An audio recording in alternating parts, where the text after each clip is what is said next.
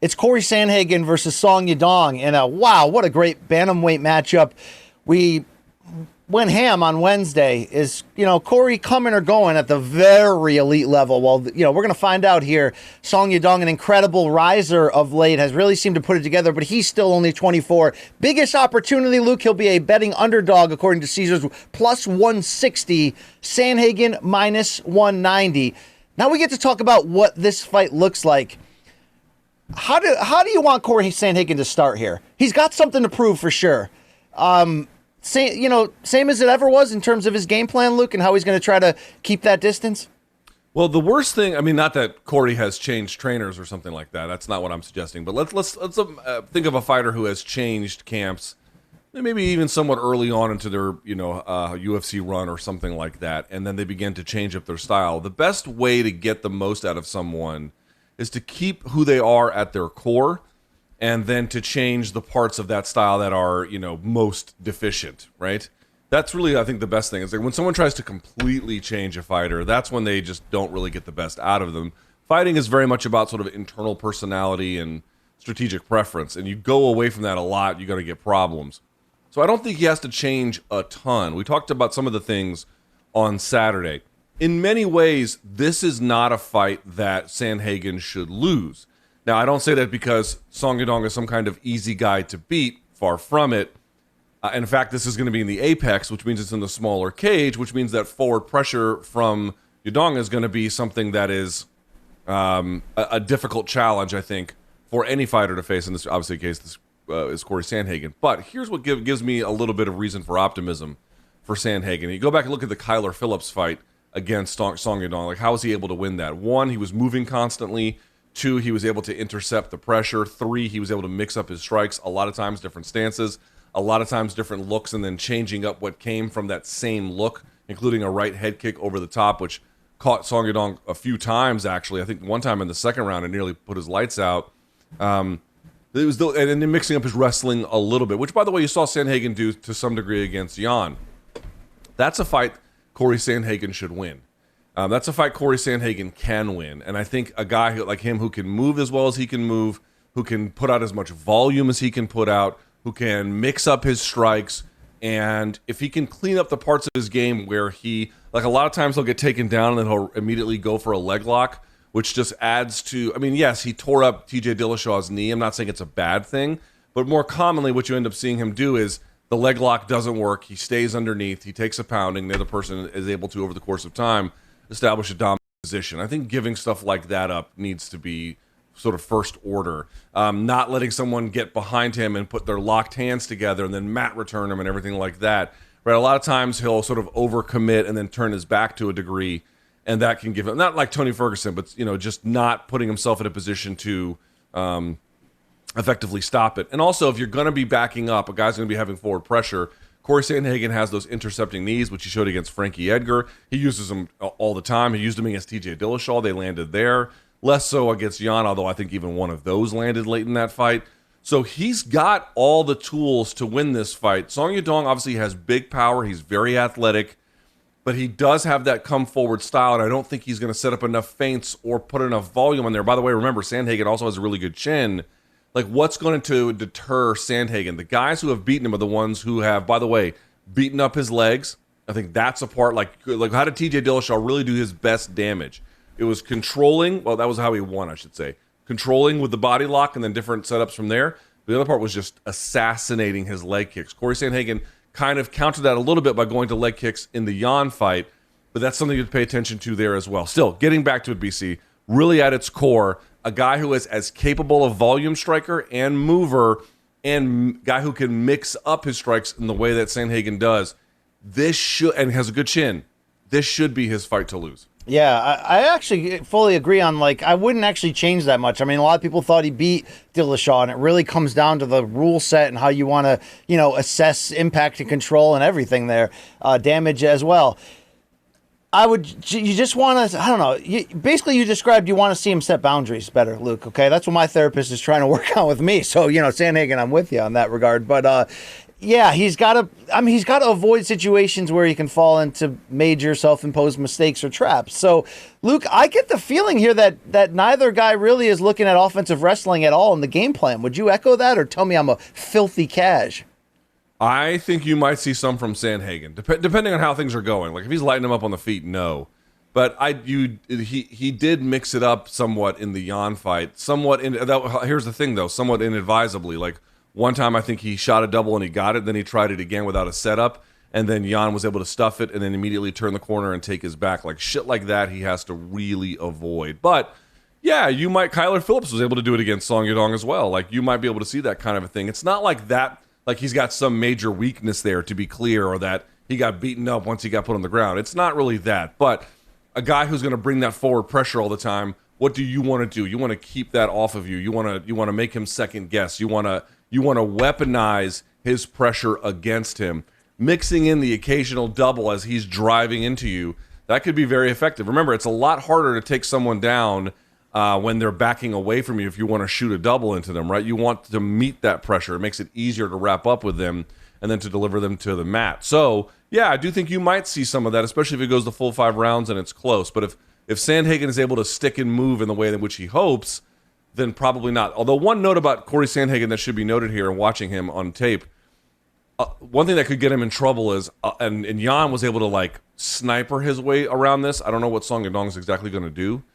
But he does a lot where he'll like switch stance and then poke at you and then just kind of put a jab in your face and then put something hard behind it. But he stays in range when he does that a long time, and sometimes he gets drilled for it. I wonder like how clean and quickly are his entries and exits in this contest. I think that will actually be a big component of either victory or loss. Yeah, and I mean, look, if Sandhagen can hurt him with a big strike, and he's been known to launch ones you don't see coming, creative ones, that's when he's going to take him down and go for that submission, Luke, and get this thing the hell over with. Luke, I can't figure, I thought I had a Randy Couture vibe going with this look, but it looks more Rogan-esque, right? Like you're not sure if I'm going to bust your table or call the next pay-per-view?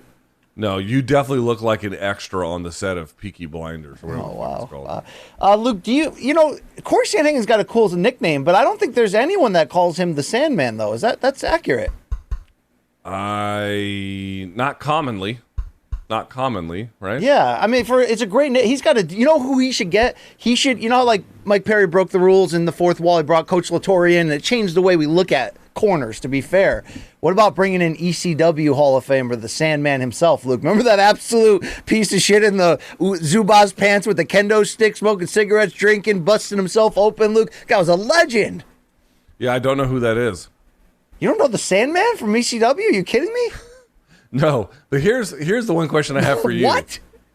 I don't remember these fucking guys. I wasn't watching that shit. I wanted to be him for many years of my life. Look, still trying. BC, if you were advising Song Yadong to have a nickname, and here's the catch, the nickname has to go between Song and Yadong. So it's Song, whatever, Yadong.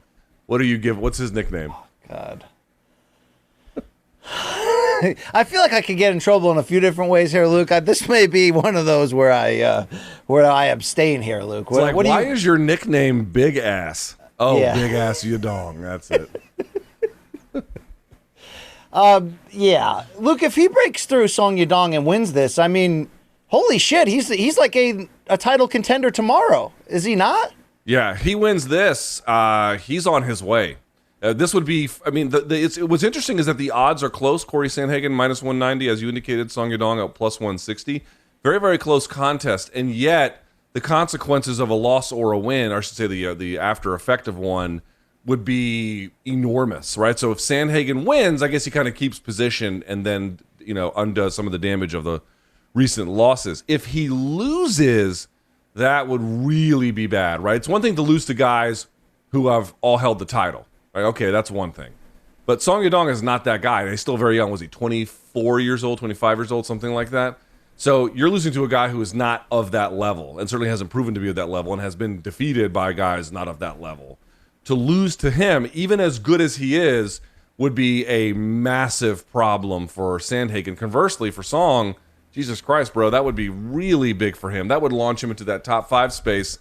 And I don't think he would look back after that. It would be a massive, massive upset in that sense. Not by odds, but by position. For sure. I don't know. Like, looking at it just macro-wise, it's like, in terms of the directions they could go, the career arcs, I feel like it does, Song Yadong's going to have a great performance. He's going to have moments. He's going to be in this fight, but it does feel like Cory Sandhagen's time to remind all of us who he is. Song's still 24 in that regard. I hope he gets it done, Luke. I mean, like, I don't want to say stupid things like, is he the bantamweight, version of Dan Hooker? That's, it's disrespectful to say that. It also means that you're somebody who gave really hard fights to the best fighters in a great era in your division. But dude, Sandhagen's gone deeper too. You think that factors at all? Song has fought a 5-round fight in China in 2017, but has never, gone past 3 in the 5 years since. Do you like Sandhagen better in the later rounds here? Yes, I do. I think he's got much better experience. I thought the 5th round against Jan was actually pretty good. He's fought much better guys in much tougher positions.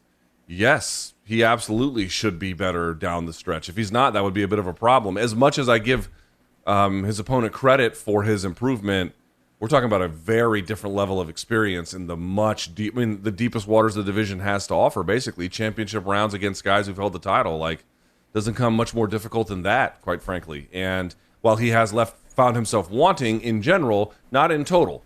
And so for those reasons, you would imagine Sandhagen, who, by the way, has good cardio too. We haven't talked about that. Very good cardio. Should be very ready for this one. Yeah. Yeah, he should be better over in that space. Mm-hmm. And look, Song's great. He's rising. He's getting better each fight. But he just lost pretty cleanly to Kyler Phillips over 3 rounds in 2021. So I had a lot of people reaching out to us going, you guys need to realize that, he already kind of got solved recently. Well, look, he responded perfectly, but that gap in experience could end up playing a very big role, obviously, particularly in the later rounds. Luke, I like Sandhagen here. I don't know, man. I kind of like a finish as well, Luke. I'm feeling extra spicy. You know what I mean? I don't know if I don't have a crystal ball, Luke, but there's a clairvoyant, spicy feeling here, ghost pepperish, that Cory Sandhagen's going to get a submission here and look spectacular, after going through, a little bit of obvious-ish in the beginning. Mr. Sandman, right? Bring Cory me a dream. Sandhagen likes to do the majority of his work with his hands, but I actually feel like his kickboxing is somewhat underutilized, and I think that's going to be the difference maker here. I think kicking, maybe kneeing, but I think actually kicking and kicking range is where he's going to find the fight. I think if he does find a fight-ending sequence, it will start from there. Dude, if he wins and finishes him under this setup here, and there's a very close fight odds-wise and ability-wise in many ways, dude, the Aljo rematch for the title, if that's the guy still standing, he's not going to be far from that. How far away, though? I don't think one win against a guy. Where is Song Yadong ranked as it currently stands?